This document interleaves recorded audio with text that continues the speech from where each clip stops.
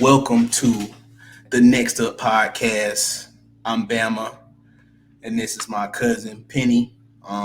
Coming to you in our first episode where we talk about everything from sports all the way to politics, entertainment, and everything.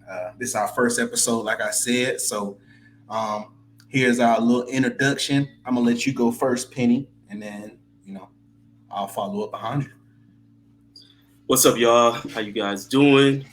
I'm Penny. My real name is Jeremy, but everybody calls me Penny since I was, I don't know, elementary school, middle school. So, anyways, a little bit about myself. Uh, got a master's degree, completed a year of my doctorates, work in the mental health field. Uh, been an athlete my whole life. I still play sports. Um, used to be in the military. Um, I'm a huge sports fan. Love basketball, baseball, football, track, boxing. I live in Tennessee right now, originally from New Orleans. So that's a little bit about me. Oh, yeah, baby. What's your favorite sports teams for the people, real quick? All right, so NBA basketball. Of course, Dub City, baby, World Champs 2022. For all the haters out there said that Steph couldn't do it, we got us one. For college basketball, I'm a North Carolina fan. College football, I'm a Florida State fan. Not ready for that season coming up. Boo. Um, let's see. I say okay. For baseball in college, I like Florida State, North Carolina, LSU. For what did I say? I said NBA, college basketball, I said UNC, college football, or MLB baseball. I'm a long time Seattle Mariners fan, but I'm a Mookie Betts fan, so I follow the Dodgers. Nice, nice, nice. Well, I'm Bama. Some people know me as Darius, from Birmingham, Alabama. Uh, my mom and his mom are sisters, so we first cousins, basically brothers. That's what I tell people. Your first cousins, like your brothers and sisters, almost. Might as well say that. Um, Growing up, uh, love football. Dad was a football coach, football player, all that good stuff. Diehard Alabama fan, as you can see right here. I like them boys. Football, basketball, baseball, soccer, whatever you name it. Um, I'm a real big Lakers fan. I grew up. Kobe was my favorite player, so uh, I mess with the Lakers for that purpose. Really, not so much right now, just because I'm not a real fan of the LeBron antics. I'm a fan of his skill, what he do off the court, but I'm just not a fan. It's just like a movie, like a soap opera everywhere he goes, and I don't like that. Not to get too much into it. I was a diehard Cowboys fan. I just feel like the relationship between me and Jerry Jones, he treated me like a hooker. So until then, I like Tua Tagovailoa a lot. So I I like the Dolphins for right now. I like them. I like where they're going. Tua's a cool guy to me. Uh, Very humble gentleman. I also like Lamar Jackson too. Like if I just got another favorite player, Lamar Jackson is my like. I put him over Tua for his skill wise. I just like Tua from the Alabama connection, all that stuff. Not to go too much to it because we go get into football, but I like Lamar Jackson for everything he brings to the game. He's unique. I feel like when I see him, I see our culture out there because he's just not the prototypical how they want you to be. Clean cut. He is what he is, and he don't care about it. And that's why I like him. Tom Brady was my other favorite player. I actually had a love hate relationship. I used to hate him in New England, but once I got to see him outside New England, I really think he the goat for real. So, and he likes Lamar Jackson, so that's another reason why. College basketball covered that. Baseball, I mean, I follow baseball when I can. I used to like the San Francisco 49ers. I mean, not San Francisco Giants. Look at me, I'm tripping. You, not the 49ers. San Francisco Giants. And they had Renteria and Barry Bonds was smacking them hoes into the Bay Area water out there, man. Like I like them. I like them then. Tim Lincecum, all of them boys. That was pretty cool to watch them boys. Um, and I did like the Atlanta Braves with the Jones brothers, but if everybody know baseball, they really wasn't brothers. Chipper Jones and Andrew Jones, but they called them the Jones brothers. They was nice to watch, man. Them dudes was they was a pretty good duo. Greg Maddox, Facts, Smoltz, all facts. the boys. That was a pretty good team to watch. Um, that's pretty much it, man. For us with me, for us with the sports I watch, basketball. I'm just typical basketball, football. Um, that's pretty much it on all levels though. Like I like high school football, middle school football if they show it. You know what I'm saying? I even watch Little League. I'm just a fan of the game. You know what I mean? And I just appreciate the game for what it is. That's what I got my degree in for is with coaching. So I have a different level of respect for the game of football. Like, but at the same time, I'm a historian. So I I'm like what you call old school almost because I feel like some of the stuff we had in football uh, for us running the ball and different type of things like that, being a smash mouth football team. It was never broke. It might not be as flashy, but it was nothing wrong with that way, and it proved results of winning.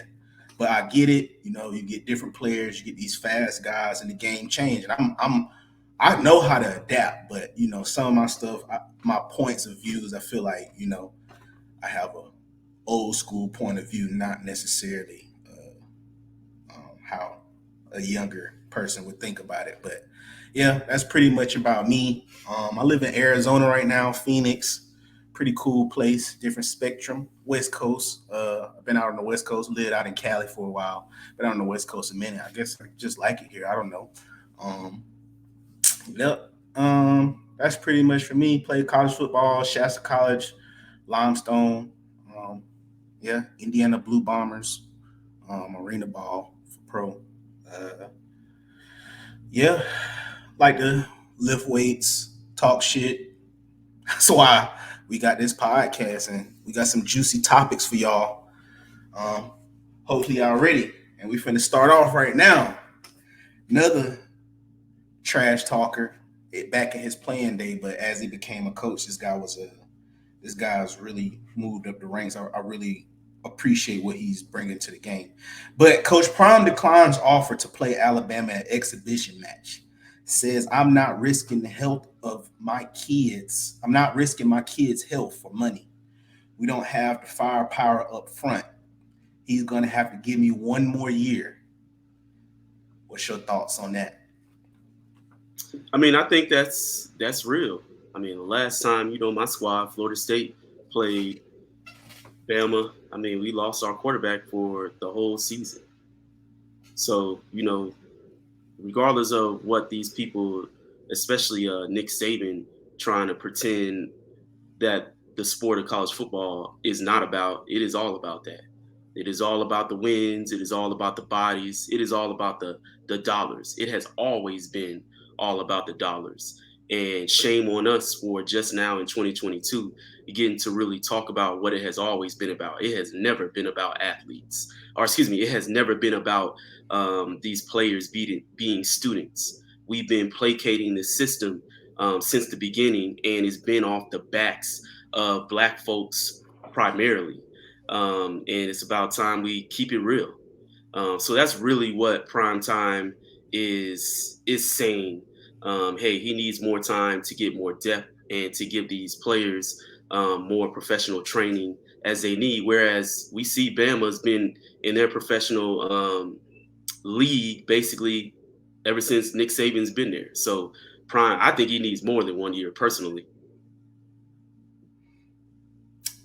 I think I like what Coach Prime was saying. It's not always about a check. One thing that opened my eyes from it going from junior college to a Division II school, it really is about money. Like that's what these coaches see. Like, oh yeah, we're going up here to play this school for 800,000 or however X amount of money. They let you know this, and I was like, damn. Like in college, you got this fantasy of, oh man, I want to go to college, play in front of fans, and a lot of kids don't know the politics that comes right behind it. Like, dude, it's a lot of pressure on you to be great. Like like they don't understand this. Like, dude, we are out there 45 minutes before practice even starts. They call those early outs, and like this is expected. Like the coach is like it's like mandatory. Like they got it drilled in you. Like you better be out there before 45 minutes before practice, working on your stuff before we even get out there. You know what I'm saying? So it's like they have at this point. If I can explain it better this way, from high school to college, the expectations. Like they got this thing called expectations. Like they not there to baby you no more. I understand what they go do on recruiting. That's what they supposed to do. They supposed to get you to come there, show you the girls, show you all this stuff. Hey man, get you to come there. They gonna do that. But once you get there, man, like it is a business, man. For the simple fact of Alabama offered them $1 million to come over there and play them. You see what I'm saying? Like, yeah, as a school, we could use $1 million check, but I like Coach Prime because all money ain't good money. Like you just said, Florida State, they haven't been too long, just won a national championship 2013. Go out there. DeAndre Francois was one of the front runners for the Heisman, at least top 3, and goes out there against Alabama. It was 4th overall ranked team, and one like there was no garbage team coming in there playing Alabama. And he gets hurt, and he's out for the rest of the year. And y'all went from 4th and spiraled all the way out to top 25. Like it was just like a team that's, you might as well say, prepared, got the access and the recruits to beat Alabama, still went out there and suffered horrible loss just because of the simple fact of when they played them early in the season, all of that, you know. And that's what now when everybody talk about Alabama don't play nobody, is you can't force people to go out there and play these dudes because, like you said, since Nick Saban had been there, he had implemented whatever system he got, use all those NFL resources. Even right now, if you look at it, we got Bill O'Brien, Doug Marrone, ex-NFL coaches on the staff right now. So who knows how long we had Mel Tucker, Jimbo Fisher was up under Alabama.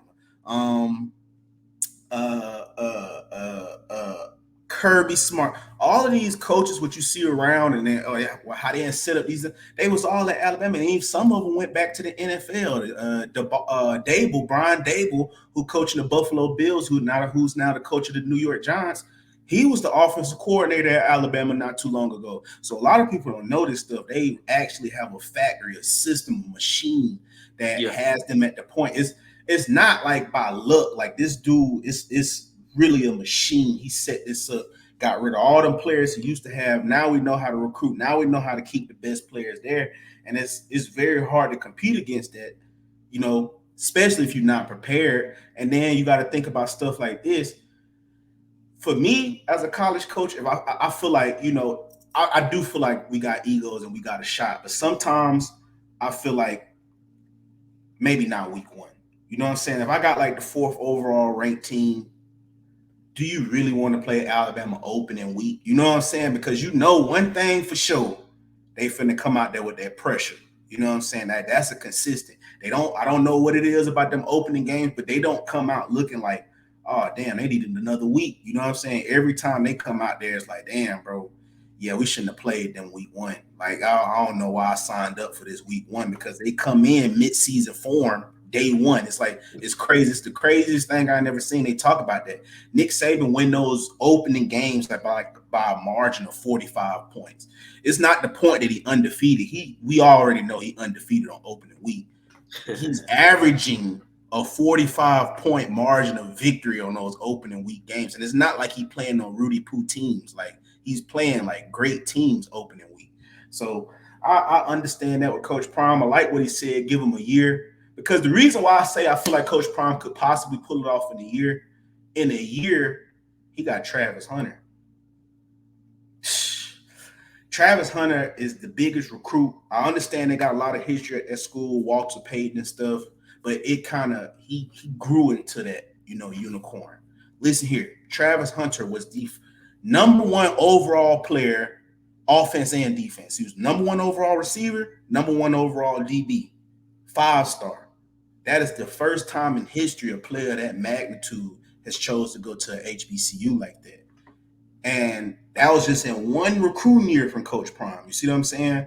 That's why I feel like another year, like possibly, because how many other 5-stars is looking like, man, if Travis over there, I can go over there because a perfect example for that.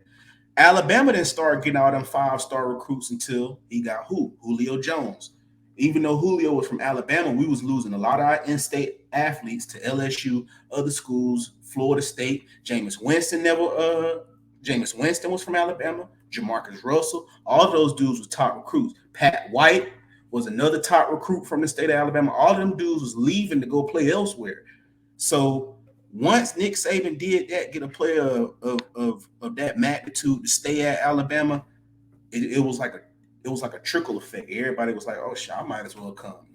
Draco Patrick was like another 5-star DB that was coming out of the state of Alabama. He was like, "Oh shit, Julio went there. I'm gonna go there too." Like I ain't scared of Julio, and it was like all it took was that one. You know what I'm saying? To make a kid be like, I might give it a try. Like, you know what I'm saying? So I feel like possibly because I feel like Travis Hunter could have that same effect on Jackson State. You know what I mean? And then on top of that, once he went over there, you see them already talking about letting HBCU join different conferences. And Coach You mean Prime, Travis Hunter that was he was committed to Florida State? Oh, that Yeah. Travis Hunter. That's right. Yeah. So, and with him going there, now they're having talks about allowing them to join other conferences. And you know, Coach Prime, he trying to get them boys in the Power 5 conference. So that's going to be the biggest turning point right there, because if you go back to it to highlight what you were saying, how these PWIs benefit off of majority black players, you just go keep it honest. Define what PWI is. Prestigious white institution is what they normally call it. HBCU is known for historical black college or university. That's where they had the term prestigious PWIs, prestigious white institutions. I don't know if a lot of people y'all remember where on NCAA they'll show you the prestige of the schools. Some schools are 5-star prestige, 4-star, all of that. So it's like, you know, they value those schools, you know. I feel like that's for us like a corporate world. Like if somebody look on your resume and see you graduated from Harvard, it's like, oh, 9 times out of 10, those dudes gonna own companies or whatever, a tech company or Google or whatever. Oh, you went to Harvard. Oh, my daddy went there. I'm gonna just hire you just off the street, because in life, it's not about what you know, it's who you know. Almost, it's a network, social network system, and that's pretty much what college is supposed to be, networking. But back in the day, HBCUs, they had the best players: Deacon Jones, Jerry Rice, Isaac Holt, Michael Strahan. We can go on. Walter Payton, Mean Joe Green, all them boys went to HBCUs. HBCUs was the pinnacle of football back in the day. I'll probably say 20s, 30s, 40s, 50s, 60s, 70s. It changed because O.J. Simpson and another dude went to USC. But that's later date. But up into the 60s, HBCUs was the focal point of college football because there was a lot of corruption in college amateur sports back then. During those PWIs, a lot of players was gambling, different things like that, and it lost a lot of integrity. So during that, when they had to pause that season, they started showing more HBCU games, and they showed the HBCU Celebration Bowl, where both teams. The Celebration Bowl used to be like you take a collective group of all the best players. It was like an all-star game, and that was the most viewed game ever in college football history. Like that was the most viewed game, most attended game, everything.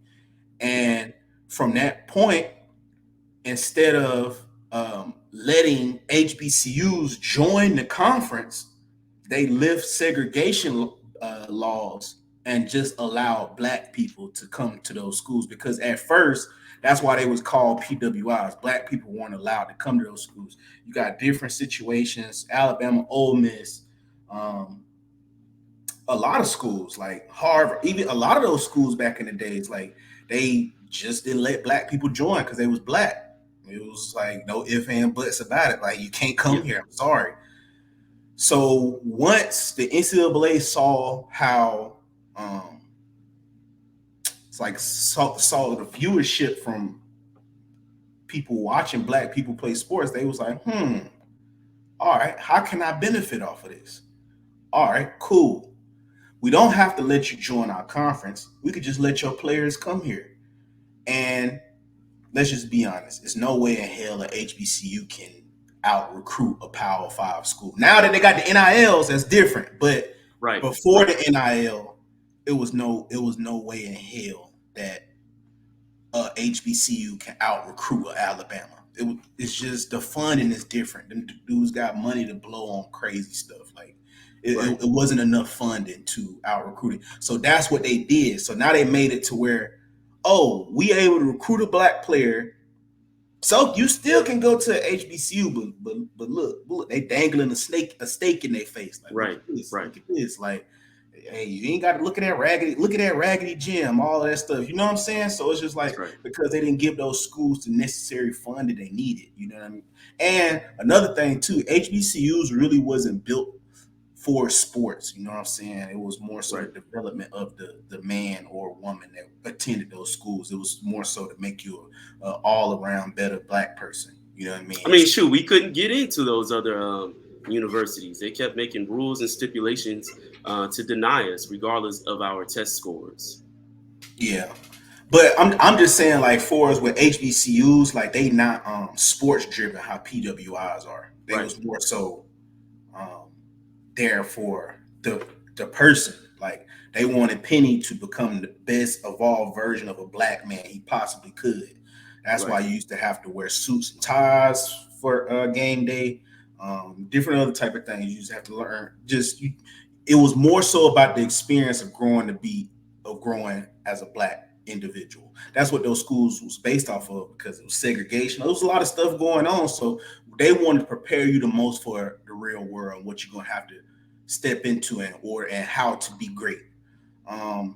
That was another thing too that made it hard, because when these boys grew up, started playing football, and these sports started to get more popular, it's like, do I really want to go here who not really pitching, you know what I'm saying, football? Or am I finna go over here where they telling me, oh man, I could go play football, I could go to the NFL, all that. So it's like, and they dangling cars in my face. Oh, I got it's just so much they're doing behind doors that HBCU necessarily just didn't have the fun nor cared to really do. So that's where the disconnect happened. Now we fast forward to now. All it took was, I feel like, man, Coach Prime was the perfect dude for the job. Like, he was an icon in the NFL. We all know Prime Time, like shit talking. Shoot, he was an icon in college. Yeah, in college. Yeah, I mean, hit a home run in a playoff game and then return to open the kick in a football game, NFL game. Like, I mean, it gets no more mythical than that. You know what I mean? Ran a 4.2 40, then hopped in a limousine. Like, dude, it just goes on and on about the legend of this guy right here. So I felt like he almost was the perfect dude for the job. Like, because for us, what Coach Prime meant to our culture, man, like that was just like somebody to look up to for real. Like, if we just being honest, where the culture has shifted, you know what I'm saying? In the 80s, you know what I'm saying? You had the gold chains. That's what people was looking at. You got to just realize where the culture went, and where the culture went towards that hip hop culture in the 80s. Coach Prime was kind of at the front of that. For real, we just gonna be honest. Even at the interview, the draft interview, he said, "Oh man, I thought Detroit was gonna take me at 4. I was gonna charge them so much money they was gonna have to put me on layaway." Like, I was like, "Oh man!" Like, it was just right there. He had the Jerry curl. That was just something. Jerry curl. Like, that was out. That was Must our be the culture. money, baby. Yeah, like seriously. So, looking back on that, you know what I'm saying? I feel like he was just the perfect guy for the job. You know what I mean? Like, that was just, it couldn't have been nobody else but somebody of that magnitude. You know what I mean? Like, almost, And now that he's over there at Jackson State, man, they had 60,000 people at their game. You know what I'm saying? Like, that's crazy for an HBCU. You know what I mean? Like, besides like the Magic City Classic or the Bayou Classic, or those classic games, we know how those classic games get now. But for like a regular game, like a regular Saturday, like that's insane. They did it back to back, and I feel like he it was like a blessing in disguise for HBCUs, because once he went, Eddie George went to Tennessee State. Now you got Hugh Jackson down there at Grambling, even though I don't know, I'm kind of shaky about that one because I feel like with HBCUs, it gotta be guys that know about that culture. You know what I'm Right. saying? Like he a California boy. I ain't gonna get too much into it. Like he a California boy. I don't know how much of that HBCU culture he knows. You know what I mean? It was Yeah. like he been in the NFL. Like I don't know. Like because like I say, HBCU. I'm telling people this. Like, that's what I was telling people. Like HBCU is not a PWI. Like it's a different experience. You got the tailgating and all of it. You know how it is, cause like it's a Yeah. different experience, like a family. I feel like it is rare, man, because like that's one event where you can get a whole bunch of black people and nothing happens. It's like just a big cookout. You know what I mean? It's like all Right. love. Versus an Alabama game, you kind of really there focused on the game. Like you at an HBC, you focused on the game, but it's so much happening around you. It's like it's a different event, and you feel more at home. It's just different, man. Like that's why I want people to know about the culture, to go to those schools, to make it and build upon that culture. That's what Coach Prime is doing. He knows about the culture because he know about Bethune-Cookman, FAMU, and now he building up on that culture. You know what I'm saying? So I Right. feel like perfect fit for it. Next topic, get into my favorite team. Say something about it. Alabama has 9 players selected for the first team preseason All-American list. Man, that's crazy. The rich get richer. Will they win the SEC again? Will they make the playoffs? And who is their biggest threat to them this year? Go ahead. I mean, come on, man. Come on, man. We know what Alabama is. They're a factory. The answer is going to be yes. They came off of losing to Georgia because they had some depth problems in those key areas, and they should be back. Georgia's the one that's are they going to be back? Kirby Smart saying what a good coach that just won a championship who came from Alabama knows what to say. But come on, let's be real. Bama, they not new to this, so the factory will continue, and they gonna do all of that stuff, man. Bama's gonna run it back. They are. That's just what it is. This ain't got to be I mean, what are we talking about? This is Bama. Yeah, I agree. I'm not just saying that just from I'm a Bama fan. I'm just thinking about it on a good like a coach's standpoint. All right, I will say this: USC is going to be very good this year. They basically took all of Oklahoma's best players Yeah, along with their best coach and went over there to USC. They even got a lot of players from Alabama too, and they got that Addison guy from Pitt. So he was from an Pitt. All Yeah, American last year with Kenny yeah. Kenny Pickett. So Kenny, Kenny. so I feel like they'll be a good team. I I will give Georgia this. They are coming off the championship, so in order to beat a man, you got to beat the man. So I'm guessing they riding that, but I don't know. They lost that whole defense. I don't see how they go repeat that again. You had some Right. self-driven leaders, Nicole Dean, Jordan Davis. I don't. Maybe, but like I said, they got a puncher's chance Nah. over there. I actually like Florida to come up out the East more so than them because of Anthony Richardson. That dude is scary, man. I'm glad the time we played Florida, his ankle was hurt and we dealt with Emory Jones because I don't know. That dude is actually Cam Newton that can throw the ball. Like that dude is. I don't know. I ain't never seen nothing like that. He's a cyborg. I like him. I like them to come You up out bringing there. up USC though, but we know, in sports, it's all about chemistry. So just because you get a whole bunch of dudes that can play well together, that don't mean that it's gonna click. I mean, i.e., KD, Kyrie Irving. Yeah, You know true, that. but I just feel like the Pac 12 really not Pac 16.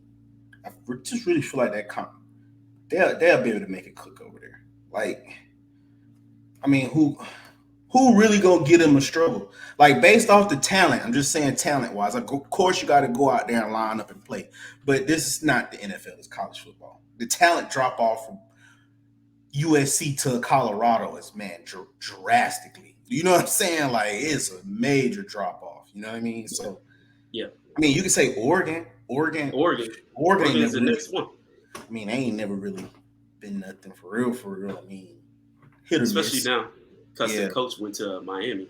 So what? Utah, because they beat Oregon last year, but shit, they still lost 3 games. So it's just like, who's really gonna pose a threat? Maybe UCLA with Chip Kelly, maybe, but I mean, Nah, come on, man. yeah, exactly. So I mean, we that's just how I feel that they go come up out of there. So as Reason why, far as winning that conference or leading that conference, yeah, they can lead that conference, but are they going to be able to have the cohesion to go up against Alabama? I wouldn't necessarily give it to USC. I see why you say that. And as far as for Florida, yo, they got to put it together on the field in the SEC together. All your potential of what you have as a player. I mean, I gotta be able to see you put it together. They in the line of fire in the SEC. They ain't playing in the ACC. If you was in the ACC and you were talking about that, which I wish we had some players like that, but we don't, particularly at quarterback at Florida State. But it's not. He in the SEC. They got to get it together immediately. And with all the players that they got to play, I mean, people sleeping on LSU.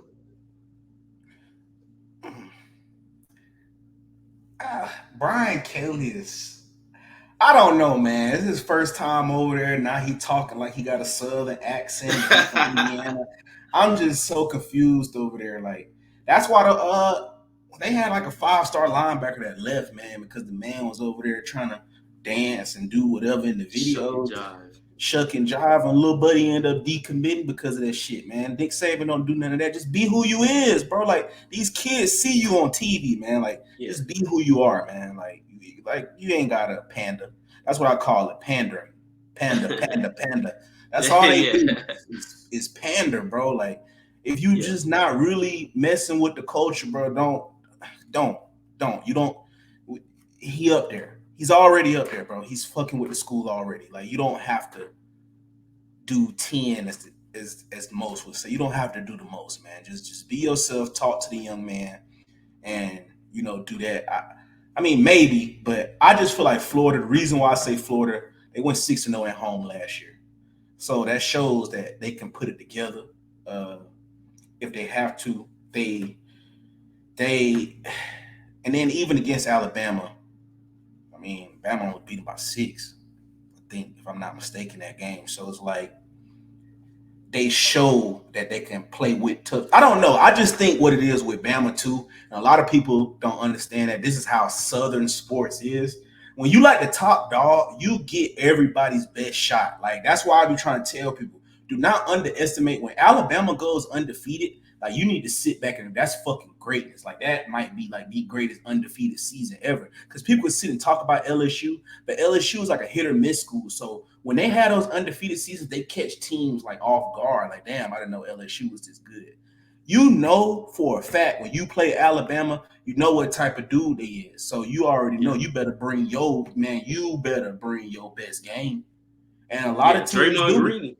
Yeah. Draymond Green, the Golden State Warriors, we're talking about it. After they win those championships, it's not just no cakewalk. Yeah, it's different. Like because you get the next team's best shot. Yeah, bro. Like we really want to beat y'all, bro. And Alabama gets that every year. It's not like Georgia finna experience it. So we'll see if they can match it. That's why if you look at it, every time Alabama loses in the national championship, they come back and win because that's right. That's why I said what I said. They come back for blood, bro. And the fact of I know they coming back for blood. We returned when DeMarco Hellams, Jordan Battle, all of those dudes was projected first round draft picks, DBs, all of that, D linemen. Them boys said, nah, we coming back. Henry 2020 we got from Tennessee. He could have went left. Nah, he said I'm coming back for my senior year. Gotta come back. He was like, I felt like we left something out there on the field, man. We left a championship out there. So that's scary when you got them guys that's already used to that pressure, but they coming back with that taste and blood in their mouth. So that's why I feel like, you know what I'm saying, it's just different when they go undefeated because, like I said, they have the dynamic of this team is going to play the best football they've ever played. Even when they played Georgia Southern, I could go back to when they played Georgia Southern in like 2012. Man, Georgia Southern put up like 400 yards rushing on Alabama. They was not playing with them. Like, and luckily we was Alabama. We pulled it out at the end, because of depth. But still, though, they had us on the ropes until the fourth quarter. You know what I mean? So, just getting the team's best punch, man. I don't think people understand how hard that is just to go out there and repeat that every week. You know what I mean? So, that's just what I was just saying, like, for us from that Florida standpoint, because I just know how teams are. Because even if you look at Auburn last year, they took Bama to the wire, like all the way down. I don't know, and I tell people that's why I think that might be the greatest rivalry in sports, because I don't know what it is. Come on, man. Look at you. Don't say no North Carolina Duke. I know you. Please tell me North Carolina Duke is way harder. Hits way harder than Alabama and Auburn, man. It don't hit harder than the Iron Bowl, man. Come on, man. Get on the body. You know the Iron Bowl hit hard, man. No. It's a lot of redneck hate out there. Yes, sir. Ain't nobody sleeping with my sister. The only one sleeping with my sister gonna be me. He said, me. He meant that right there. That's how you know he meant that. But I mean, I just feel like, man, that shit is just, I don't know. It's a great rivalry though. It's a lot of great things that I've seen happen both sides of the football. Kick six, of course, I don't want to remember that, but we both was undefeated, and I don't think people remember that. We both were undefeated. Like both teams were undefeated. That was the year we won a championship, right? I think so. Yes. Yes, that was that year. Yep, that was that year. Nick Marshall. Yep.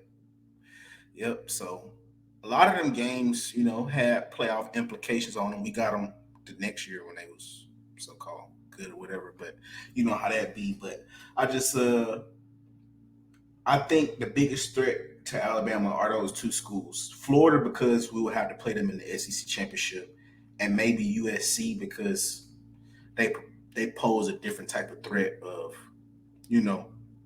kind of like that's kind of what you got to do to beat Bama.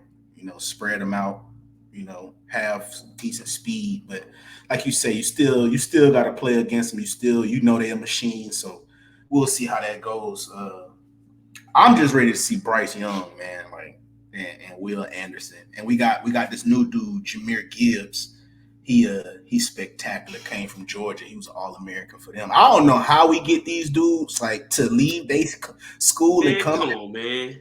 But one of my co-hosts on Players Choice was saying but I'm just saying though, because a lot of people say our dynasty coming to an end. I'm like, I don't know, because Jermaine Burton just came there and he was at Georgia last year. He had. Eventually. Yeah, come on, man. Georgia they was good. Their time they were barely. Hey, look, they caught Bama in an awkward position. That was our youngest team ever, first year quarterback. And I try to tell you, this was his first year playing quarterback, and he won the Heisman. If you think Alabama would not be back in that title game, you was smoking catnip. Like they are. Bama gonna be there for the next 2, 3, 4 years possibly. But one thing for sure, Nick Saban, old senile lying behind, he ain't getting younger.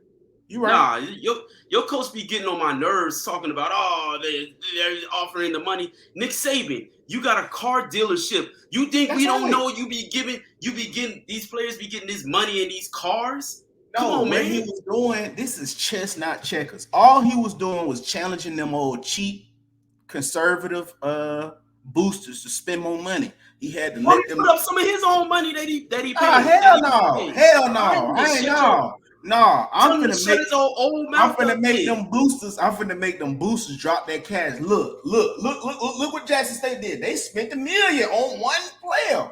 I want to do that. Let me spend $1 million on one player and see who we get. Like Nick Saban, don't come out here talking these lies that we all know you telling, bro.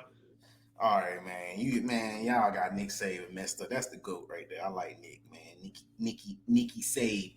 But I mean, he's a typical, I guess, slave owner complex. That's all football is. Like, so facts. I feel like, why not go play for either Master Saban or Master Sanders? I feel like them two pretty nice plantations to be on right now. I'm just saying, like, if I had to choose a plantation, like, I'd choose either one of those schools right there. Like especially what Coach Prime doing right now, man. Like if you a young black man, you know what I'm saying, or a young man in general, because those schools still don't discriminate, even though it's called an HBCU, they damn near their whole baseball team be white boys. I don't think people understand that they whole baseball team be white. Like so you can go there, but I just feel like, why not go somewhere that care about you? You know what I mean? I feel like Coach Prime really cared. People say what they want. I feel like Coach Saban really cared. He even talked about a situation from one of his players he coached 30 years ago. Called out all the kids, everything. You know what I'm saying? That's why he don't believe in being done with a player after they make a mistake. And I was like, damn, that's real. That's real. Man, I'm gonna have to cut you short on that, man. I'm not finna get that deep into it. Coach Saban, I'm not gonna say that he don't care, but he cared to a fault, man. What Coach Saban is clear. I'm not finna try to placate it and make it seem like it's something else bigger than it is. Coach Saban care to a fault when it comes to winning, up until when it comes to winning. If whatever he doing is going to create a bigger and a brighter and a healthier path to getting recruits, that's what he gonna do. When it's going to interfere into getting recruits, which is going to interfere into winning the game, that's when Nick Saban cares. You ain't gonna be able to convince me that Nick Saban or really any of these college coaches, because you know how I feel about Bobby Bowden. Because I remember Bobby Bowden, Coach Primetime speak highly of Bobby Bowden, but I remember when Bobby Bowden held a camp or a convention or whatever for Donald Trump. So you mean you really cared about all them black players and you can't see and you don't know what Donald Trump's saying and what that means to these black players and their families and their ancestors? Nah, I don't want to hear all that, bro. I don't care what Primetime said.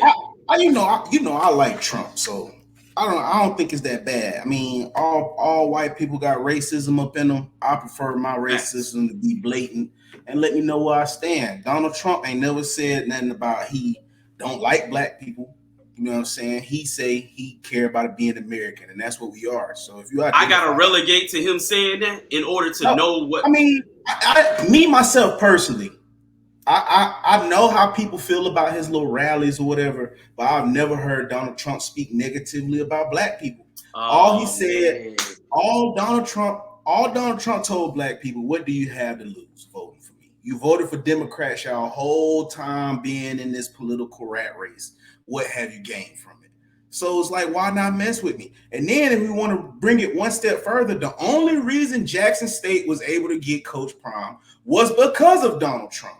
Because Donald Trump lifted the funding for HBCUs. They left funding out for them schools like for 50, 60 years. And if it weren't for Donald Trump going up in there and lifting that whatever ban they had on that shit, which Joe Biden got right back in office and cut that funding right back off. He said, oh, yeah, it's going to be for minority schools. And all you have to do is have 10% either Mexican, Chinese, whatever. It don't have to be black. You qualify as a minority school. So Texas A&M, Alabama, Michigan, all of them schools are considered minority schools now. So they finna get that $45 billion what they was promising they was finna give black schools.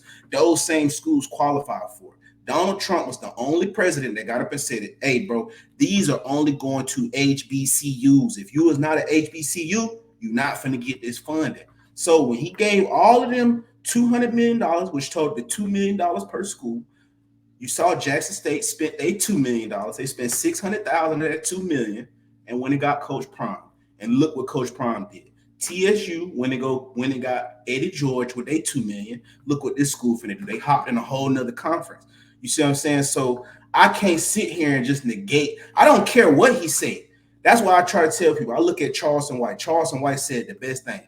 Why does it matter what I say if I do the right thing? Get on here and get into these politics because I don't have time. I don't have time for all that. But what I am going to say out the door off of this topic is I don't care what your view of it is. Me, like most of the black population of the United States, we heard what Donald Trump said. We heard how he said it, and we know what he meant. There are always, even a mass murderer, you can take things of their life that qualify them that may be deemed good. I'm going to leave it at that. I'm going to leave it at that. I understand that, and that's what I said, man. You got to go based off of what they do and what not they say, man. I see a lot of killers get on there and tell people to go to school, and they just go right back out there and kill people. Or I mean, just look at our rap culture. That's all they talk about is violence, and then they be like, "Oh, I'm not a bad person," but it's like, I mean, okay. I mean, look at country music. Country music been talking about. Well, I'm saying for us with our community, I don't care about country music because that benefits nothing to our community at all. I could count on the hand a number of country songs I heard, or how many black people like country music. It's like a very minute amount. I can only speak on what we listen to, which is the rap. It's a lot out here, though. Young. Oh my God, I can only imagine. But young black kids right now, they listen to rappers and entertainers right now. And when you see them rappers and entertainers, all they doing is uplifting the degeneracy of our culture, and that's not cool. So I mean, that's a double negative. So if all I gotta do is listen to somebody say some borderline racist shit, and I still get some money, and I'm able to do whatever I can do it's not here, borderline. Until he really just get up there and just blatantly call me an N-word or something, I ain't just gonna say he racist. I don't need you to shoot. I don't need you to shoot out in a parking lot and say, "Well, I don't believe it was a gun because it wasn't shot in my house." I do. I need you to. I damn near need you to, because now how I see how this world work, I know how it is, man. Wolves wear sheep clothing. You see what I'm saying? I can cry. I can sit here and be like, "Oh, I'm the nicest person in the world," but in behind closed doors, I'm really motherfucking cutting motherfuckers' heads off. You know what I'm saying? So I just tell black people, man, do whatever benefits us the most. And all them people that sit up there and shuck and jive, "Oh, I keep hot sauce in my purse," or "You ain't black if you don't vote for me," man, shut the hell up, bro. And what are you specifically gonna do for us? And like I said, when it comes to them people that claim they for us, Kamala Harris and all of them, when you specifically ask them about black issues, they instantly say, "Oh, it's what we're gonna do for all minorities." Well, bitch, all minorities is not fucked up economically like us. You see what I'm saying? Right. Because I can just break the shit down how much the dollar cycles through each community. And when you go to black people, the dollar cycles only one time. Asians, 22 times. White people, 30 times. The Mexicans, they should even cycle 18 times in their community before it goes out. You see what I'm saying? You know, it gotta be something to get us at least to $10. Like, damn, bro, like it gotta be something to get us there. And I felt like with him that was just in office, the last one that was in office, bro, I felt like the gap was closing. It was a record number of black businesses that opened up through then with that little PPP fund, the EDD, all of that. Now, granted, it was a lot of people doing. People went to jail. Yeah, because of course it's gonna be scammers, of course, but I'm saying the legit people. You see what I'm saying? Like, look how it benefited the people that really went legit with it. You got Slutty Vegan, you got different other things that just blew up during the pandemic for black people. And like I said, bro, it wasn't a coincidence that the businessman was in office. And now, right when Sleepy Joe get right up in there, inflation, he raising business taxes, like he taxing the shit out of business people. Like, now they talking about how it's gonna be hard to turn over a year or two if you're a black business opening up right now. You have a lower chance of turning over your business for that second year with all how the business being taxed right now. But we'll get into that a different day. Topic 3, after Kyler Murray's big payday, Logan Paul tweeted, "It's time to pay Lamar that Kyler Murray money. Plus. Robert Griffin said ESPN, Lamar shouldn't sign unless it's fully guaranteed, 6 years, $300 million. He should be the first ever $50 million fully guaranteed quarterback a year." Lamar's resume since he joined the league tied with the GOAT, greatest football player I ever seen play football. I don't argue with. No, I tell people, argue with your mama. Tom Brady. So since Lamar been in the league, his first 4 years is comparable to Tom Brady's first 4 years. 37 and 12, 94 touchdowns, passing and rushing, and he has a 68.3 QBR. 75 is perfect for us when it comes to QBR. So that should show you really how great this young pup being. First player in history to complete 84% of his passes in a 400-yard passing game. Third player in the last 40 years to have 300 yards, 4 passing touchdowns, and 90% completion rating in the first half of a football game. He was left also, I want to note this, even after all of those stats right here, he was left off the top 10 quarterbacks for the 2022 upcoming season. And that was a poll that was put together by coaches and GMs and executives. Yeah. No, they left him off. He's a former MVP. Oh yeah, I mean I didn't mention that, but I'm just saying you can add that too. Former MVP, the youngest to win an MVP. So how do you feel? How do you feel about his contract? Do you agree with Robert Griffin III and Logan Paul that he should get all of that money? And facts, he should go and get as the trend is as getting. We know the NFL goes per se as your quarterback goes. A good quarterback. Right. Sometimes I mean, I can almost even continue the echelon and go up to great to excellent. Quarterback play is hard to find. Yes. It is hard to find. Yes. And so he definitely is up there. And the trend is going, hey, these quarterbacks getting guaranteed deals. And with his stats, with his former MVP status, especially when he not nicked, hey, he's taking you and he's making it to what it needs to be. So how can you neglect to give him that money, or neglect to give him that money and say bye-bye to your franchise? Whichever you want to do. But the reality of it is there ain't no way they can play these games all they want to. They really just hurting themselves, because if you don't have that quarterback to build with and to start and build that cohesion with, you the one that's going to be missed out. These other players, they can subscribe to other channels and look at other franchises. Yeah. They don't have to look at your team. So you can play these games if you want to, as if you think you win it in the end, and whatever. You think you're going to sign, okay, well, we'll just franchise tag him. All right. Well, after that franchise tag, then what is going to be? Like that. What I'm looking for right now, I'm finna look up their season stats, because I want to see how good they was when they had Joe Flacco, because if I'm not mistaken, that team, so after 2013 when they won that championship, Ray Lewis' last ride, if I wasn't mistaken, that team was pretty garbage for a while with Joe Flacco until Lamar Jackson got back up under center. And that's why I'll be telling people, don't sleep on what a QB, because a lot of people sit here, who I argue with on these podcasts, they say winning is not a quarterback stat, and it's exactly a quarterback stat, because what you alluded to, having excellent quarterback play is hard to come by. You see what I'm saying?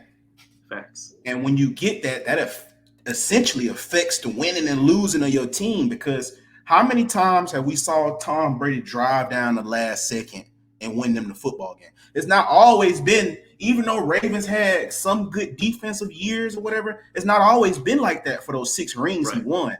It had to be sometime that boy had to really go down. With Chris Hogan, too, that boy had doctors and car salesmen that receive out there. Like, they really gave him some shit, you know what I'm saying, to work with, and he'll go down there and lead the drive. So don't sit here and tell me winning is not a quarterback stat, because it's no coincidence that the Baltimore Ravens go from only winning, what was it, like 5 or 6 games, or it was something like that. They wasn't too hot, and then when Lamar Jackson get in there, they instantly make the playoffs, go like 11-5 or something that year, if I'm not mistaken. I'll just have to look this up.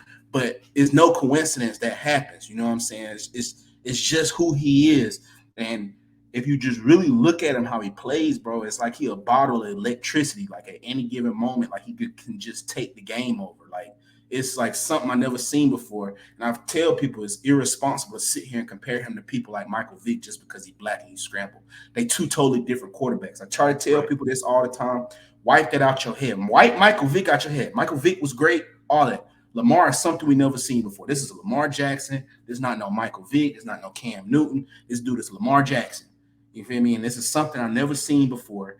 and how he can just pull it out of his ass. Like Lamar Jackson had been in a similar situation like Tom Brady. He don't have good receivers over there, Marquise Brown. But I mean, he ain't had nobody. He had nothing but a bunch of running backs and a tight end. And he willed that team to the playoffs every year he had been in. It wasn't a coincidence. They was 8-4 before Lamar Jackson got hurt last year. And then they went from 8-4 to missing the playoffs. It's not a coincidence. It's not a coincidence. People can sit up there and be like, oh, well, the backup got in and had similar stats. Well, guess what he didn't do? He didn't win the game. So obviously, it got to be something to Lamar Jackson. Hey, man, if I can sit up here and put up 400 yards in this system, but I can't win, it got to be something about this dude right here. It got to be. That's how I'm looking at it. Like You're right. It got to be. The quarterback touches the ball every play, no matter whether it's a run or a pass. He touches the ball every play. So he affecting the game. When you on offense, he is. And then if you think about it, if he takes care of the ball and manage the game how he's supposed to, it affects you on defense. You don't have to be out there as much. When you got a good quarterback like Tom Brady and, Patrick Mahomes and those great, like those top tier quarterbacks, your Aaron Rodgers, it helps the defense because I know these dudes know how to get certain first downs, how to keep the clock moving, how to keep us fresh on the field. You know what I'm saying? Like they just know how to take care of the game and put their teams in a better position to win. It's just not a coincidence that their teams are always winning when they're on the field because they know how to do that. Like I just tell people like it's just hard to explain if you never played sports before. Like you know how it is. It's the same in basketball too. When you got that dude on the team, you possibly been that dude. When you got that guy on the team and he start to cook, like you just know, like damn, bro, we finna win, bro. Like Thanks. I'm a Kobe fan. It's been time the Lakers was losing by a dub, and somebody fouled Kobe a wrong way or something. It's like, bro, he started hitting them. You know, like what shot is like, oh yeah, that's like that hurt right there. Like I don't know. Yeah. Like it's 2 minutes left. Oh, he hit that three. Wow. Yeah, that one hurt right there. That one hurt us. I mean, Curry do it too. They shoot certain shots that really seal the game or, whatever the case may be. Like they put you in a better position to win. So that's why I say, man, you got to pay that man. And it is no way in hell that Kirk Cousins is the only quarterback that's getting a full guaranteed contract. No way in hell Kirk Cousins should be the only quarterback in the I don't even understand how that guy is still in the league personally, but you know how it goes, man. He had a good year last year. I think he threw 40 touchdowns, only 2 interceptions, so he was pretty solid. Yeah, I mean, Kirk Cousins is the epitome of. He's mid though. He's mid. There you go. Exactly. He is the epitome of mid, man. He finna ride. He finna make a living off of these stats. But you know what he not finna do? He not finna win you none of these games. Yeah. He's not finna win you these tough games in these playoffs. He not. That's why I say I want Lamar should get whoever his agent is. Yeah. Like, listen here. I'm going to say this again.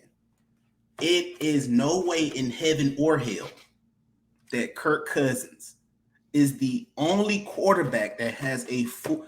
Fuck it. He's the only player that has a full guaranteed contract. Fully guaranteed. All them deals you be seeing Kyler Murray just signed for $260 million. Them dudes don't see all of that money because it's backloaded with incentives and shit that they know they're not gonna hit. Like, come on, man. Like, them dudes not gonna see all of that money. Like, they probably see. I can't remember what show I was watching. They'll probably see like half, a little bit over half of it. Yeah. Like, so if you get a contract for $250, the guaranteed is really what you see. So you see. I think Kyler Murray's was like 156 guaranteed though. Oh, okay. Okay, so he gonna see, or he saw over half. So there it is then. So he'll probably of that $100 million that's left over, he'll probably get half of that. Yeah. But I mean, it's not a bad deal. $200 million. Hey, that's cool right there. But I do feel what Robert Griffin's saying.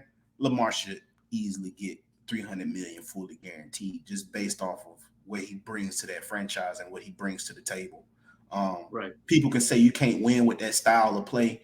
Well, we ain't never seen Lamar Jackson. He's not that style of play of what you thinking. This is not no what was my dude that played up in Pittsburgh, Cordell Stewart. This is not Cordell Stewart.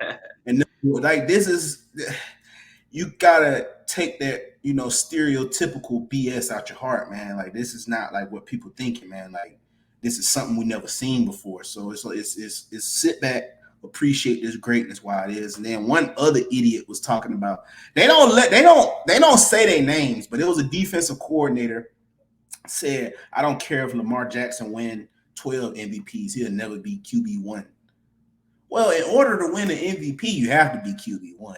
So, I mean, you can't win MVP as a backup, but okay, that's what I was saying. It must be a coordinator. He torched him and he lost his job or whatever. So that just had to be animosity in his heart. That just really made no sense. But that is with that. I'm glad we both agree. I just feel like, honestly, though, I feel like just to end off on this, I don't want him to take too much because you gotta the NFL got to set up to where you gotta rob Peter to pay Paul. So quarterbacks do need somebody to throw it to. They do need O-line. They do need defense. They do need certain things to make their job a lot easier. So you don't want to take too much and end up jeopardizing your team. You know, you're going to be right back at square one where you just tried to come from. You know what I'm saying? Because if you look at Patrick Mahomes right now, he took that $500 million contract, but that came at the expense of losing Tyrann Mathieu and Tyreek Hill. So it's like, them was your two best players on that team, arguably. We can sit here and be like, oh, yeah, man, he going to do it with Juju. He going to do it with just a tight end. We'll see, because like I say, what Tyreek Hill brought to that game over there with his speed and how fast he is, it's not easy to replicate that shit. Like he can't be replicated. You just can't say, oh, I'm going to just go get another 4-2 guy and no, it don't work like that. It really don't. It don't work like that. Like you can go get another 4-2 guy, but it's no guarantee he's gonna be like what Tyreek Hill is. Right. Like I tell people, like when you got a unicorn, you can't put that off on other players. Like, oh yeah, he should be able to do the same thing he do because he fast like him. It don't unless you get a Deebo Samuels. Nah, yeah, I like Deebo, but Deebo don't run 4-2 though. I know. He just a grown ass man. I don't know. I like Deebo. A lot of people don't like Deebo. I love Deebo game. He really Deebo niggas out there. On to the Lakers, man. After calling their little meeting between AD, Russ, LeBron, come to find out they really don't even want to play with each other. Russ, they said Russ was on a podcast or something where he threw LeBron and AD up under the bus. How they was just blaming everybody for, you know, they took no ownership or they really didn't put in. It was something like they didn't put in the work necessary in order to be the best they could, which possibly could have some truth.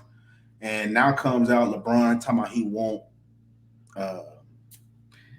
Kyrie back and all of that. So it's like, it was just weird because not too long y'all just said y'all, you know, cool or whatever. It's like a soap opera. That's why I say, man, I can't get with that Lakers BS over there. I don't know. I like LeBron. I like him off court. I just don't like how he is on the court. I don't like his fans. They delusional. They sit and they disrespect other legends that came before them all because LeBron James look a certain way or he's athletically this or that. And I tell people, we judging it off basketball and what they brought to the game of basketball. I don't care about their athleticism. I don't care about whatever you saying, bro. I just feel like they Bron fans are Bron sexuals. I don't care about LeBron's shoe size, none of that. I don't care. If you stack these dudes' legacies up and down, like I said, me, myself, personally, I got Kobe 1, Jordan 2, Wilt 3. Like because I feel like Jordan and Kobe are the greatest prototypical. If you want to build a basketball player, you're going to build one of those two. In my opinion, that's what I feel. Yeah. You're going to build one of those dudes right there. Jordan or Kobe, whichever one you want to go with. I ain't mad at it. And I feel like if you want to go off athleticism, if I want to create a player like, oh, man, I just want to create some bullshit and have fun with it and see where I can go with it. You can sit and talk about LeBron all you want to. Wilt Chamberlain, I don't even think he was real. I think he was a fictional character that they made up, bro, because he was 7 foot, 7'3". They had to eliminate rules throwing the ball over the backboard, inbounding the ball over the backboard because he was able to jump over everybody and dunk the ball back.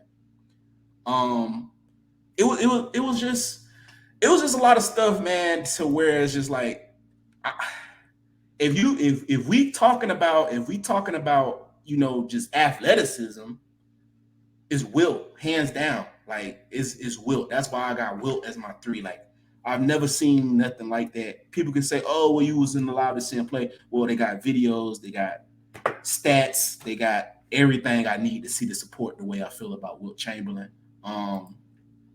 Kareem was another guy that's on my up there. He's 4 for me, and Magic's as well. Magic's my 5. Like Magic 6'9" point guard, same thing. That's basically LeBron James. That's who LeBron James want to be, in my opinion. Like is Magic Johnson. Like, yeah. And Magic averaged a double for his career, which is OD. Like, and let's not forget, it was a portion of Magic Johnson's career we missed out on because of the HIV thing, which he didn't get from sex. He got it from a blood transfusion. So, see how that goes. Like, that's just insane right there. Like to think about. But that's the reason, I don't like what's going on over in the Lakers. It's just too much. It's too much of a soap opera. How you feel about it? Because I know you really into the hoop. So yeah, I mean it's a shame our fans can't really can't go back and revisit some of the conversations that we had where when Kyrie's career was beginning at the Nets, and you were all about Kyrie, and I was all about Kyrie's freedom as well. But one caveat that I gave about Kyrie was that a lot of the stuff that he's doing is he is trying to delete what it means and what it takes to be a leader. And that ultimately is leading to the destruction of his team.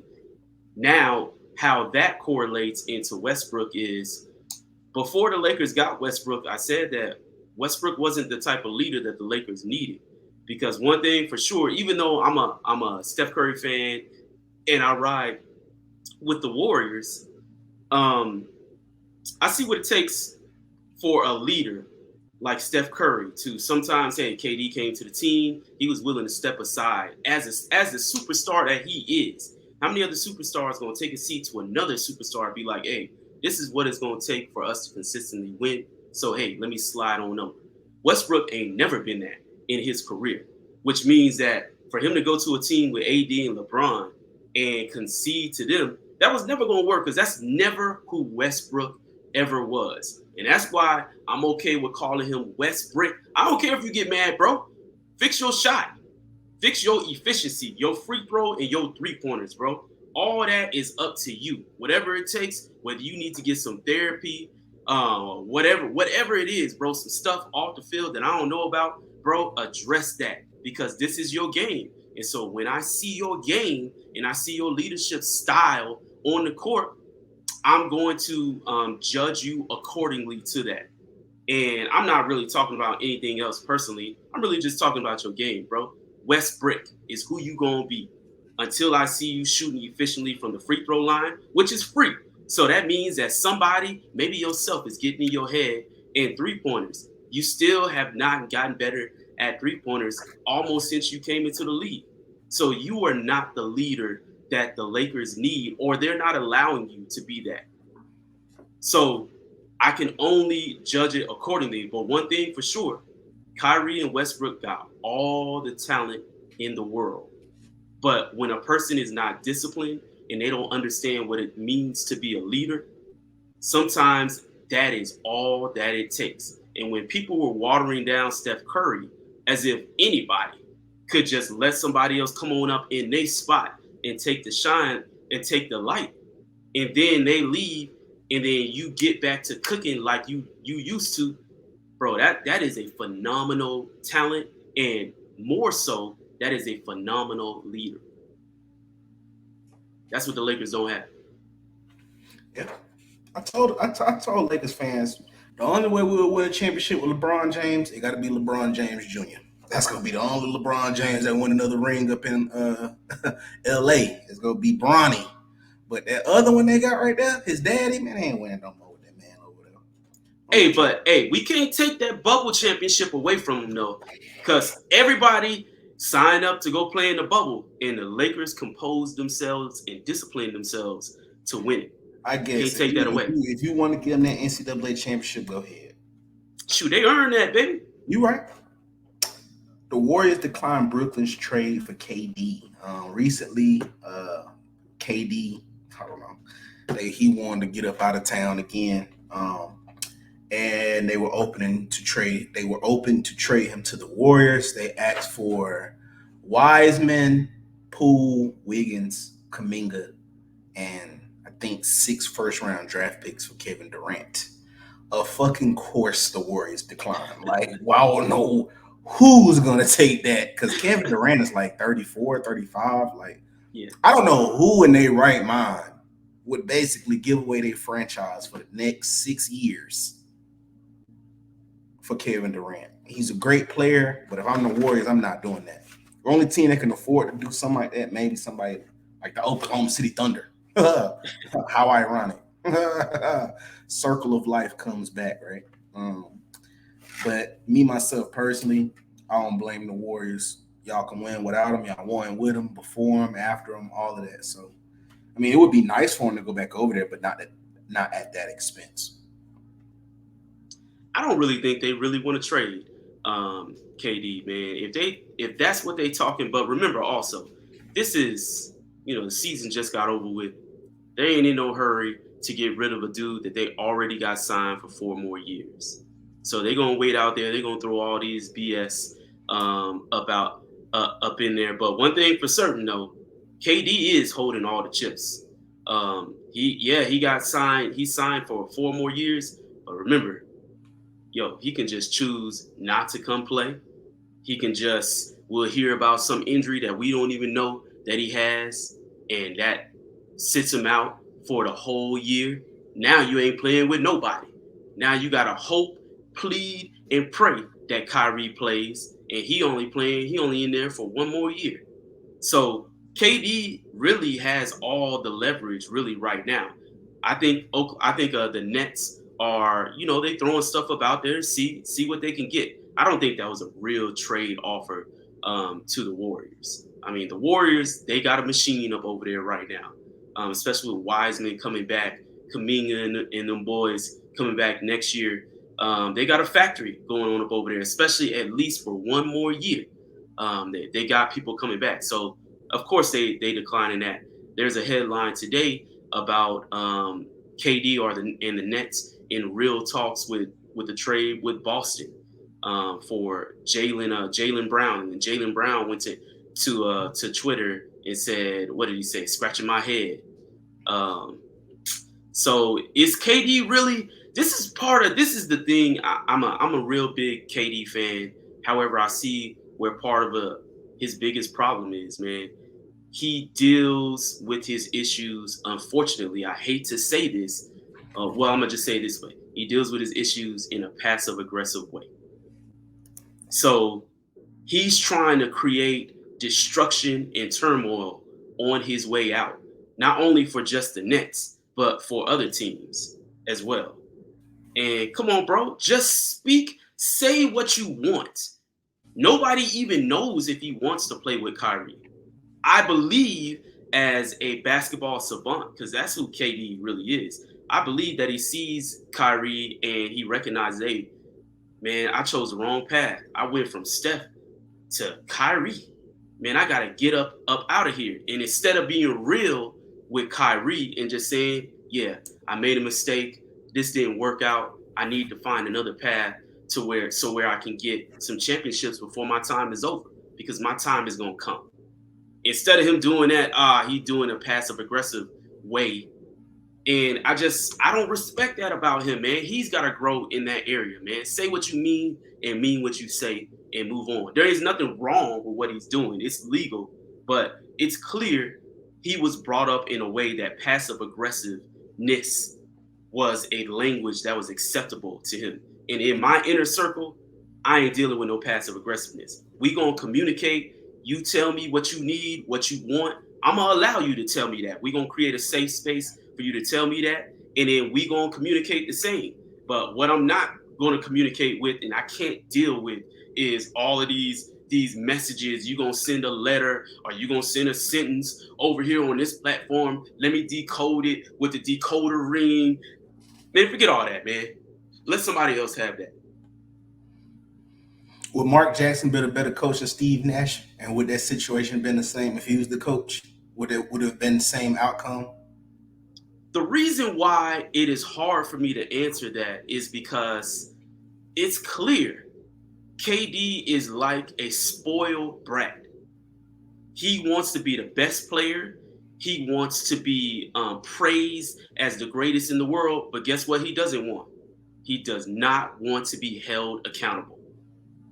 And that sounds like some other things that you and I, as a man, we can't live without. We got to deal with that culture. But do I got to deal with that as a teammate? Mark Jackson gonna hold you accountable. We can decipher the feelings how you feel about it later. But that would be the problem with KD. Can he be held accountable? Because when Draymond tried to hold him accountable, what happened? He's a runner. He's a track star. So I don't know. I think him and Kyrie are superstars, but they not alphas. Like they need like a real lead. I ain't gonna say alpha. You know what I mean? I want to say they need a real lead. They need a real leader. Like how Curry leads that team. Like they need to be up under somebody like Kyrie. His perfect fit was for Bron. The way LeBron leads the team, it made sense. Whether they got along, it still equated to wins.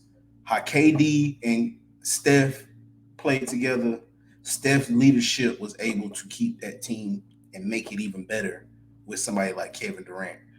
They need that alpha to. They're like a beta superstar. That's why I say they're a beta superstar. They're not like an alpha superstar. Like it's not too many alpha superstars. Maybe Steph, Bron, Giannis, Kawhi, maybe. But it's not too many alphas. You know, people love to throw that superstar term around, but I feel like there's not too many superstars in the league, like bona fide superstars. But I'll put it this way: if you want to label a lot of people superstars, it's not too many alpha superstars, like those dudes that's really gonna make your team. You know, regardless of what you got, we can get it there. You know what I'm saying? Maybe LeBron has passed that time to where he can do that. I don't know. Maybe he just didn't want to do it with the Lakers. Who knows? But I feel like he was one of those guys. Steph is that guy. Kawhi, Giannis. Those like the only dudes that I feel like if you got those dudes, our situation would be a lot better. You know what I'm saying? And they just know how to lead those teams to get the most about your team.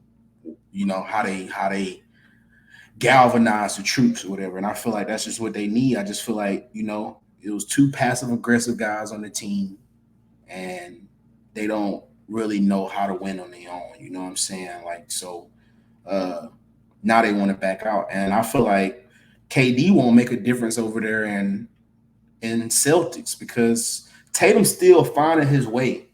And I don't know if Tatum really is that alpha leader yet. You see what I'm saying? Like, because he's still so young. Isn't he like 24? Yeah. So it's like you kind of go, if you went over there, I feel like would you really benefit Tatum or would you hinder him more? You see what I'm saying? Because he gonna omit to you because it's like, oh, Kevin Durant coming over here. And we just saw, bro, you got swept. You just got swept. Like by that dude. Like, so I mean, you even saw what Kyrie did when he was over there. They was ass. And once he left, they was good again. Like, it's crazy. So I don't think I just don't think that, you know, it'll work. I feel like you should just go back over there to the Warriors for a lot less. And Kyrie should go back to LeBron, man.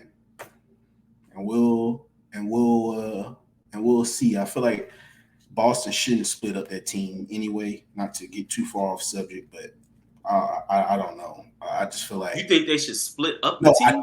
I don't think if they do, Okay. it's over. But I just feel like just let Kyrie go back over there with Bron, KD go back over there with Steph, and just see how this play out until y'all retire. Because 35, Steph 32.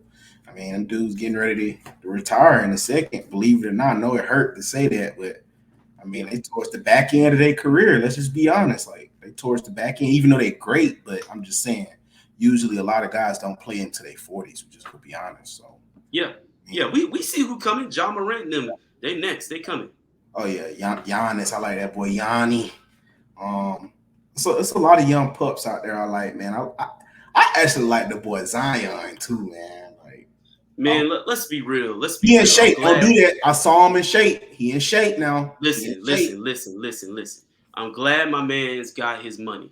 But let's be real, man. This is one thing, and you know that I know about this body. One thing I can tell you about his body. His body is not built. It is clear. His body is not built to hold that much weight, including that much muscle. Your body is rejecting your muscle output. So what does that mean? As much as you keep refuting it and you keep doing all these tests, bro, you gonna have to slim down. Being in shape is he gonna have to slim down more, bro. More. He's not gonna be a power forward if you slim down anymore. Blame that on your body, bro. That's your body problem. But what I'm telling you is if he keep trying to keep that same physique or close to that same physique, he gonna be a bust, bro. I don't want to hear about these small sample. He's not no bust. He averaged like what 25 and 8. Come on, that's not. Bro, he can't even play. That's not a coinky dink though. He nice. Can't play. But when he played though, he was really insane though. Okay, we just seen a snippet. Man, I don't care about those. I don't care about that, man. Don't hate on Zion. Don't hate on Zion. He hating on himself. Stop eating. Zion gonna be all right though. Yeah, he gonna be all right. That food gonna be available. Run through a few of these topics. It's not sports, but you know, this is what I'll show about. Florida rapper Rolly Band shot and killed outside his apartments moments after posting a message to his ops. If a nigga won't smoke, pull up. I'm at my crib in 5 minutes. This is what I'm talking about, man. Degeneracy, man. Like these are the guys the youth listens to. Like the youth listen to these kids. Like, and he posts this and dies, gets shot right out. It's crazy, man, because they get on here, they rap about violence, and then behind closed doors, they commit more acts of violence. Because in order for somebody to kill you after you post something like that, you had to be in some shit. You can post the same thing on Snapchat right now, ain't nothing gonna happen. Because you don't live that type of life. If anything, a nigga just be like, what the fuck? what is he talking about? You know what I'm saying? Like, if anything, I'm just keeping it honest. Yeah. And it's just crazy, man, because it's shaping how our culture is. You see it now. You can't tell kids nothing. They don't know nothing. All they want to do is run around and be thugs. Even kids that's not from the hood want to act like they from the hood. Even white kids trying to act like that now because they listen to black rappers all day. And they got, I don't know their name, them little island boys from Florida. I'm an island boy. They white dudes and trying to, what the fuck? Like, come on, man. Like, you see what this, whatever culture you want to call it, drill culture, whatever, strippers and hoes or whatever. Everybody a bad bitch. Everybody want to be naked. Everybody want to be a killer. Everybody want to have ops. Like, bro, it's not that much chaos in the world. You see, it's already hard for us in society. You want to make it even harder when you come home too. Outside of what you got to deal with, outside of, you know, this systematic bullshit, outside of cops harassing you, now you want to come here and It's just it's sad, man. Like that's the life these people choose. Like you choose this shit. I don't care what nobody say. Yeah, I was born in it. Nah, man, you choose to sit up there and pick the cycle up, man. Same thing how you choose to sit there and play football, basketball, all of that. You choose to do it. You chose to do the field what you in. You went to school for that, cause like you chose to do it. Just like if I went to McDonald's and got a job, I chose to do it. I filled out an application. I went to an interview. I chose to do that. So y'all sit up here and choose this whatever life you want to call it, man. I don't know what this is. For you to be able I get what you're saying, and I agree with what you're saying to a certain extent. But one thing that we keep, specifically you keep trying to ignore, but there is no ignoring about it. There is no ignoring it. I lived a different type of life. Not many people, even in our nation, have lived the life that I've lived and I've experienced, and the communities that I was born into. That's what they say. This is America is supposed to be a melting pot of a culture. That's in a sense what I grew up in, with being a military kid and being on military bases, and you can just imagine what the military population was. That's literally what I lived. But as far as other people, if you really understand systems, yeah, it is a choice. But if that's all that you see and that's all that you know, and the skills that you have are about what comes to your next thought, I mean, is it really a choice? I mean, that's what I'm saying. It is.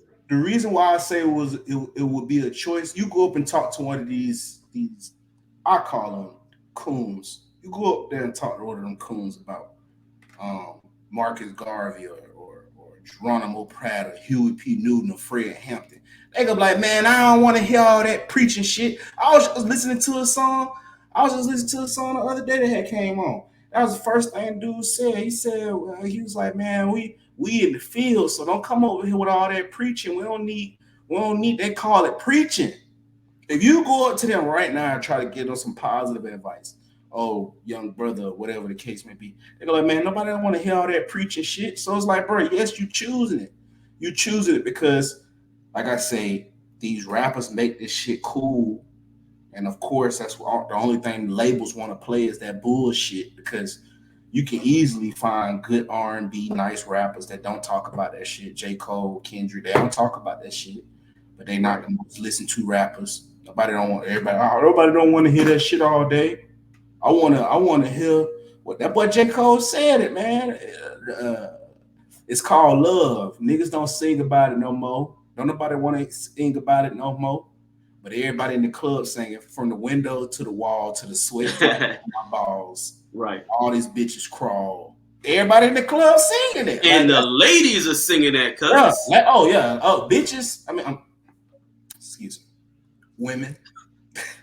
I'm sorry, man. Fuck that, bro. Because I'm sick of them too. All they want to do is be prostitutes. There was no reason.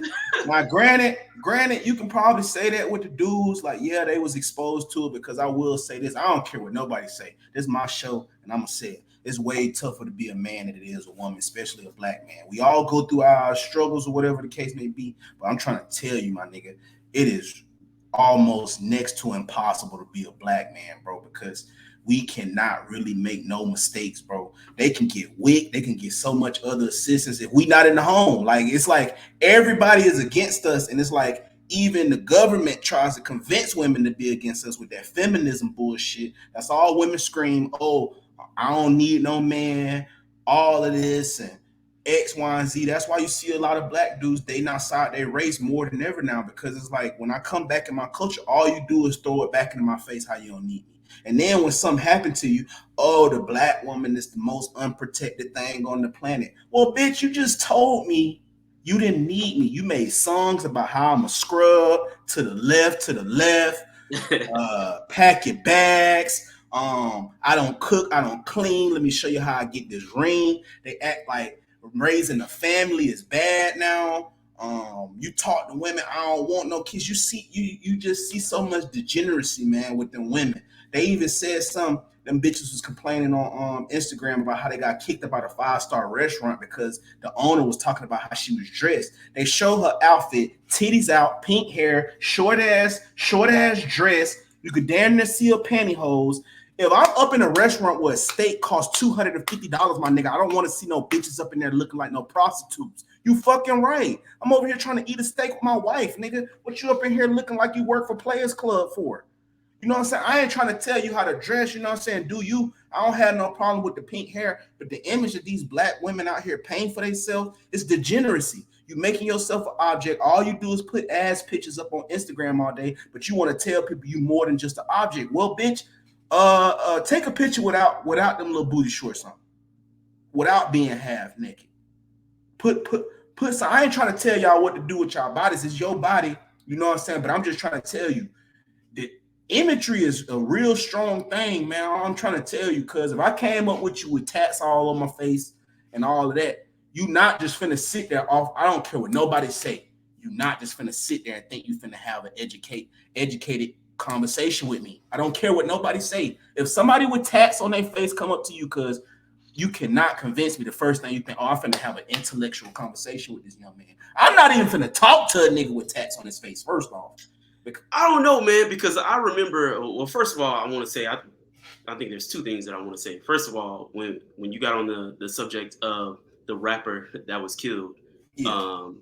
RIP to that young man. I don't ever want to come off as if I'm just dismissing this guy and his family and his friends that got killed. I hate that he had to get killed. What I don't like is I don't like that lifestyle. So there's that. But secondly, what I will say is I'll never be a woman. I'll never be particularly a black woman. Even if so I can't really speak to that. I know how tough it is. It has been for me inside my community and outside my community. It's a fight every day, no matter what it is that I do. Somebody everywhere got to say something about the life that I live. So I can say that I'm not safe anywhere. And that's a problem, because as a black man, white people, it may be few and far between, but when they go home, hey, that's solace for them. That's home for them. It's a shame that in order for a black man to feel safe, he's got to be a certain type of black man. I didn't ask to be born, to be brought in this world. I didn't ask to be put in the situations that I was put in. Here I am. This is the product. So what I can state, it is tough out here in our community and outside of our community.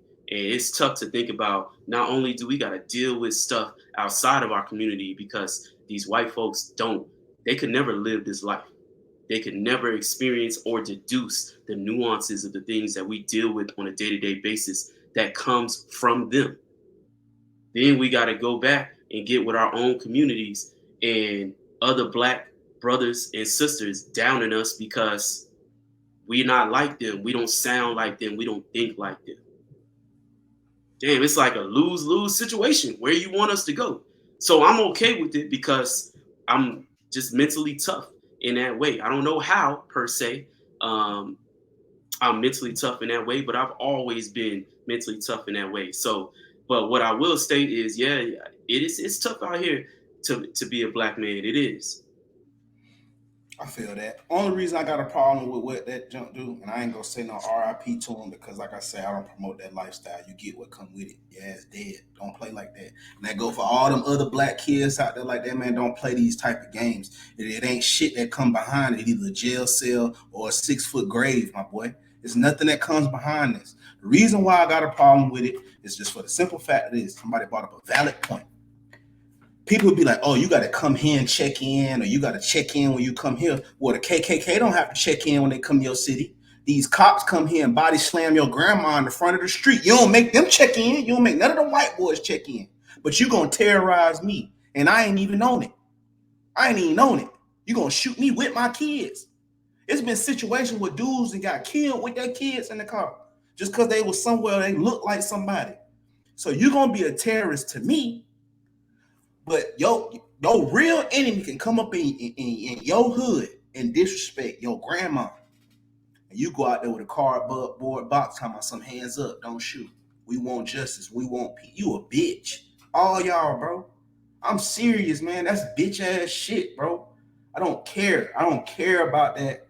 Yeah, it probably was cool when I was younger, but once I got and just realized it's just more to life than that shit, bro. Especially just family building a legacy for your kids and more people to come, bro. That's bullshit, bro. We living ass backwards, man. Like we came from better people than that. Tulsa, Oklahoma. It was multiple of those around there for black people, bro. Like and just because a few of our leaders died, bro, like that just don't mean like hop off track or whatever the case may be. I feel like, yeah, they got a hand in it because they promote the fuckery all the time. But at the same time, now I feel like now, when you was growing up, yes, it was different. But now, cuz, there's no excuse for them to act. We live in the age of information. Straight from your phone. Straight from your phone. You got instant access to whatever. That's why I feel like for these boys, cuz, it's no excuse, man. Like I respect what you're saying because back in the 80s, back in the 90s, even when I was coming, we didn't have access to a lot of this stuff. It was based off we had to go to the military or go off to school to experience these other points of view. Now it's right at your fingertips. You see what I'm saying? So Yeah. I feel like it's no excuse for them to sit here and do this degenerate ass shit. That shit is not cool. It's not, man. Like, I'm not finna glorify this. I'm not finna be like, oh, I'm gonna feel sorry for you. No, your son was a demon. He was a terrorist. So I'm not necessarily stating that you got No, to no, I know glorify. you're saying. I'm saying just in general. I'm just saying Right, in right. general. Like, Okay. I'm just saying I refuse to glorify this lifestyle. I refuse to give people a pass or whatever case. Because like you just said, you just highlighted, it was hard for you too, but you didn't succumb to the bullshit. So I feel like there's no excuse for them to succumb to the bullshit. Be better than that. You see what I'm saying? So I don't know. I don't like it, man. Like you say, whoever the Rolly Band's man real name is, let me look it up. Whatever his real name is, I'll say R.I.P. to that guy. But I don't uphold I can't I can't glorify whatever life he was living. Um because like I said, me and you both could post that right now, and it'll probably just be people looking crazy, like, oh man, what y'all boys, I mean, what's going on, cuz, or whatever the case may be. They don't have his name up in here, but I'm sorry, man. Like, oh, no, that's not his name. I don't know. I'm not finna look for it, but that's just a whack lifestyle. Both of them, especially the women, want to be hoes and glorify and be hoes now. That's why nobody don't want them. That's why they gonna die without a husband. Single mothers. But that's neither here nor there. If that's the life they want, I can't force you. Like you say, I can lead you to the water. I can't make you drink. Um, Finish up these last two. New Jersey woman. Oh yeah, I love this right here. New Jersey woman, fucking thug. This thug ass woman. Um, Let me pull this up. Oh man, I'm so glad we got to this. New Jersey woman right here. She was involved in a 400K GoFundMe scam, and she was sentenced to 1 year in prison. How you feel about that, cousin? I feel like 1 year is that's all. Yeah, Oh, I know. They could have hit her a little bit harder. Her name was Kathleen McClure. Fucking thug. You fucking thug, you over there scamming. She 400K. But what yeah, happened with the money? Did they make her pay the money back or what? yeah, I'm pretty sure she got to pay that money back, and she had to go to jail or give up whatever was left or whatever the case may be. But how she tricked people, she made it seem like a story about a homeless man helping pay for gas. She was stranded on I-95. People donated more than 400,000. Um, it was with her boyfriend, so they just made it seem like it was like some homeless, they stranded type shit. And uh, She ended up raising 400,000 and ended up being a scam, and she probably lived a lot better than what she was saying. 400,000. 400,000, dog. It's some real stupid ass people out here, though. That's what that shows me. It's like, I mean, to donate that much money to something you really don't know about, I don't know. That's just crazy right there. But it's good. They got that thug in jail right now. So that's how it goes. Last topic of the day. Up on hour and 40 minutes. China spent $1.6 billion on U.S. real estate last year. They largely purchased property in California and Florida. That's fucking amazing. How do you feel about that? I mean, if we gonna be a country that's based off of money, I mean, that's what you're gonna get. You're gonna get these countries that's gonna come in and invest in us, and they're gonna do things and influence our country in that way. So until they really start valuing us, and when you're really gonna be able to see our country valuing its citizens is when they're going to change the schooling model.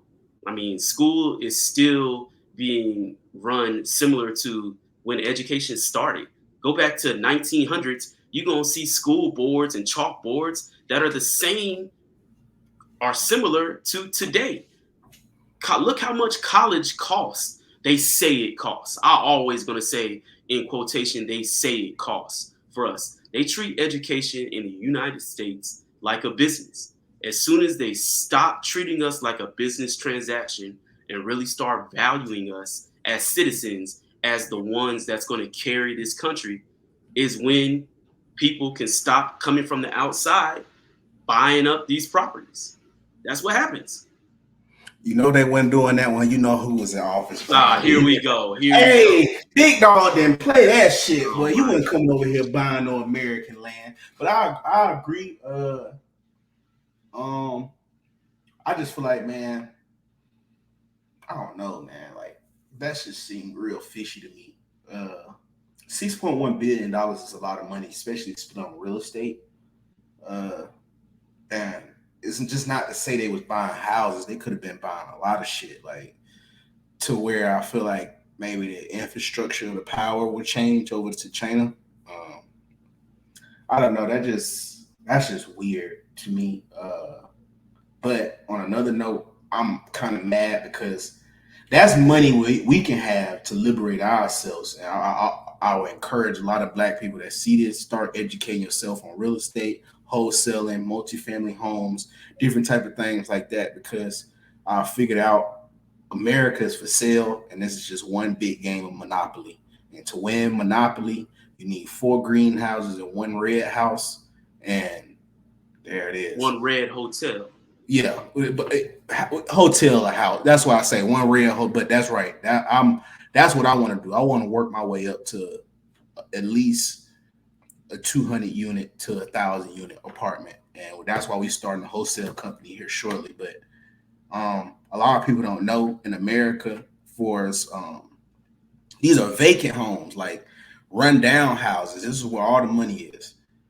It is still $14 trillion of untapped real estate in America, vacant, and it's still out there for grabs. And that's just fucking crazy to even think about. Like, that's where financial freedom is. That's where it lies. Once you realize what America really is about, that's why they give us social security numbers, EINs. I mean, a lot of people don't realize that when you start to run your own company, your social security number become your EIN. You can use that as your EIN for your business. So that shows you like you can be a business entity. We just have to educate ourselves because, like I say, we coming from being behind 400, 500 years. But like I say, we in the age of information now, so I feel like we're in a good information. It's just what you choose to program yourself with. I've got to the point to where I'm stopped programming myself to listen to people like Rolly Bands and Meg Thee Stallion. I'm starting to listen to Storm Leroy, Black brother. Them dudes over there, Earn Your Leisure, Black brothers that's trying to show you how to financially free yourself from your situation more than what we used to. You don't have to necessarily, even though I love athletics, I'm all for it. If my kids want to play, I let them do it. But it's not, you don't necessarily have to do that in order to live that type of life that they live for us with those millions. Right. It's going to take a lot of discipline, a lot of breaking down and building back up, you know what I'm saying, from what we come accustomed to. I know our family was a lot different. We didn't talk about stuff like this for as real estate. We didn't talk about the 4 greenhouses and the 1 red hotel. I don't think nobody ever talked to us about it. I'm just keeping it honest. I'm not trying to throw nobody under the bus. I don't know how it is in other people's households. I do remember coming across one black gentleman. He knew about this a lot. So but them anomalies, you know what I'm saying? That's crazy. If I could have grew up in his house, like, wonder what their conversations were like. That seems like a lot less toxic household than what I was used to. But it's going to be a lot of breaking yourself down, building yourself back up from what you're accustomed to. I don't know what type of, but I assume like a lot of black people, we live the same. That's why we relate with a lot of people. I got my friend Rick in here. I talk to him like a lot of black people grow up generally the same. I know it varies based off your geographical location, but that's more so the inner culture. But pretty much the culture is the same everywhere you go. You know what I'm saying? And it's going to be a lot of unlearn and relearn, but educate yourselves. I'm going to say these names again: Storm, Leroy, Earn Your Leisure, Grant Cardone. Even though it's a white man, he really likes talking to people of color because he said he realized what situation that we in, and he'd say that our community need more people telling us about stuff like this. Read books on this stuff. Like it's money. Like I said, I'm gonna tell y'all again, it's $14.5 trillion in vacant properties in America out there left. And China came over here and spent $6.1 billion of their money to get some of that. You see what I'm saying? So it's out there for everybody to get. Educate yourself, unlearn, relearn. We came from lineages of people, Tulsa, Oklahoma, Rosewood, Florida, Atlanta. Back in the day, I told you about Knoxville. These was very prestigious black people, and they was already on this stuff, and it's nothing for us to get back to it. And I'll leave that with this positive thing right here. Keep going. Whatever you're striving for to do, keep going, because you're a lot closer to your goal than where you started from. And that's been a first pilot episode. I'm Bama with my cousin Penny. We'll see y'all next Monday. All right, y'all. All right, y'all.